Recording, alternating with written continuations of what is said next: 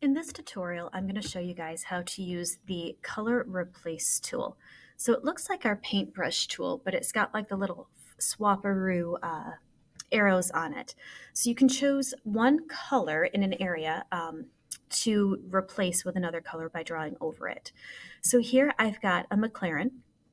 And this tool really works the best when you've got pretty distinct colors. So you can see I don't have anything else in my background, and the car is really just the orange and the black. So I'm going to replace the orange with this blue color that I have selected in my color picker down here. You can adjust your tolerance. You can adjust the size of your brush. I'm going to have my tolerance be a little bit higher, but I do want the 100% opacity.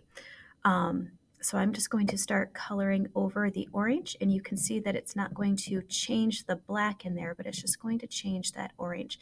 And I can go over into the white background, and it's not going to change too much. And you're seeing that it's letting my highlights get colored too, which is exactly what I want it to do. And I'm just going to keep changing that. So if it's not working quite like this for you, play around with the tolerance settings. Because that will help get that in there. And I'm actually going to make my brush just a little bit bigger for this case. So it's working really well for me because I have such a distinctive color palette for this car. But if you were doing something in the background, you would want to make sure that you had some pretty distinct colors. Let's make sure there we go. And my McLaren is now going to be blue. I like blue cars. You guys have seen my own little bug. It's blue, and her name is Twinkle. But so I have a thing for blue cars. So there we go. Pretty easy peasy.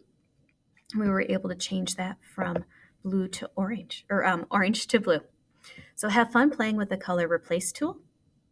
And if you're having issues, play with that tolerance level, or maybe you'll just need to try a different picture.